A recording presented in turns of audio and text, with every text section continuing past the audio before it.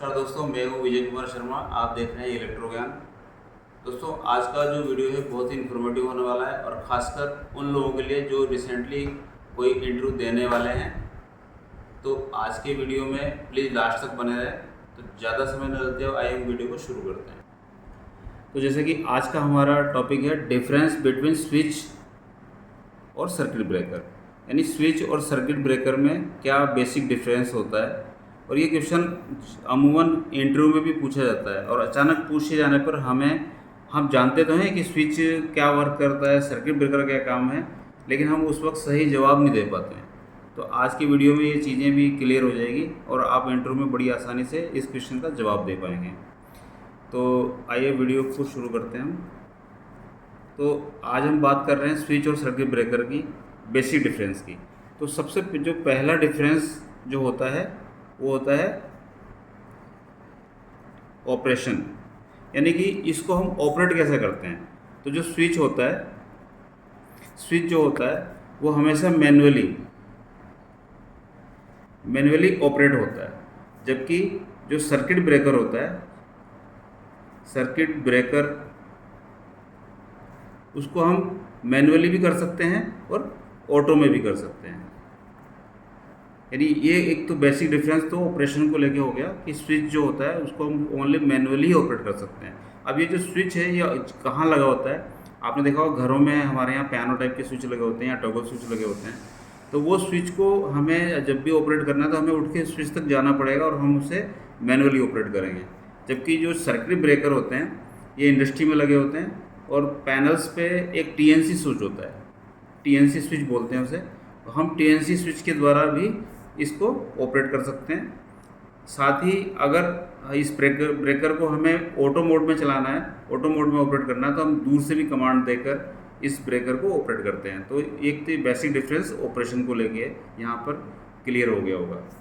दूसरा जो डिफरेंस है कि जो स्विच होता है, जैसे ये स्विच है, तो अगर किसी एबनॉर्मल कंडीशन में, किसी फॉल्ट की कंडीशन में स्विच हमेशा ये ऑन रहेगा।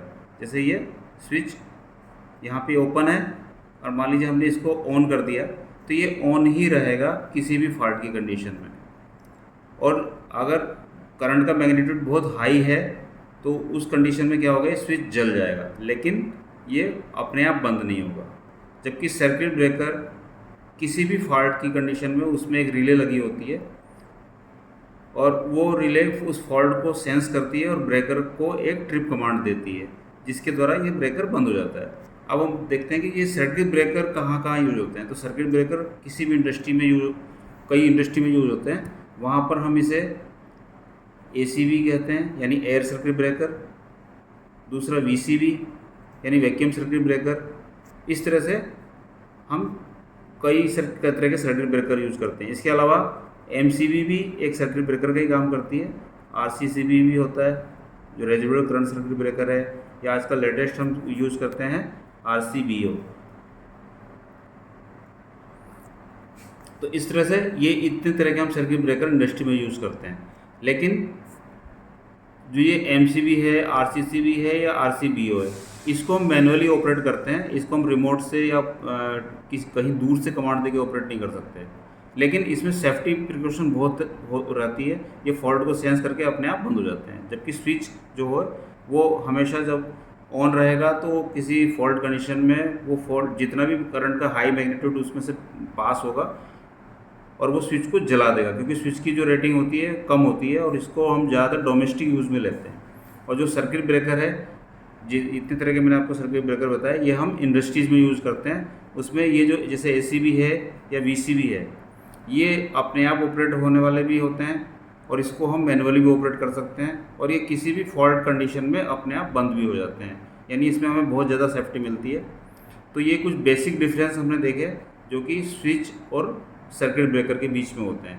तो जब भी कभी इंटरव्यू में पूछा जाए तो आप ये बेसिक डिफरेंस बता सकते हैं कि इन डिफरेंस की वजह से हम इसको कहाँ कहाँ यूज़ करते हैं। तो स्विच जो है हमेशा आपको डोमेस्टिक यूज़ में ही मिलेगा और ये ज़्यादा रेटिंग का यूज़ नहीं होता है।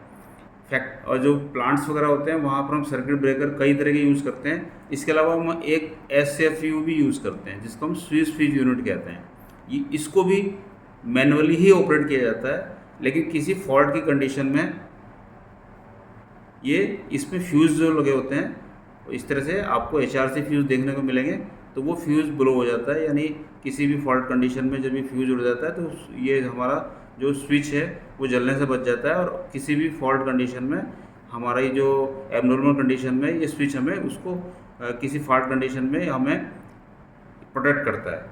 लेकिन ज़्यादा प्रोटेक्शन हमें मिलती है ACB और VCB से, और इसके अलावा MCB RCCB इनसे भी प्रोटेक्शन मिलती है, लेकिन ऑपरेशन को अगर लेके देखें तो इसे हम मैनुअली ऑपरेट करना पड़ता है। तो दोस्तों देखा आपने इस वीडियो में, मुझे उम्मीद है आपका ये कंसेप्ट क्लियर हो गया होगा। अगर फिर भी आपको कोई डाउट है तो आप कमेंट बॉक्स में कमेंट कीजिए, मेरी कोशिश रहेगी आपके डाउट्स को क्लियर करने की। तो आज की वीडियो में इतना ही, मिलते हैं ऐसे ही किसी इन्फॉर्मेटिव वीडियो में, तब तक के लिए नमस्कार।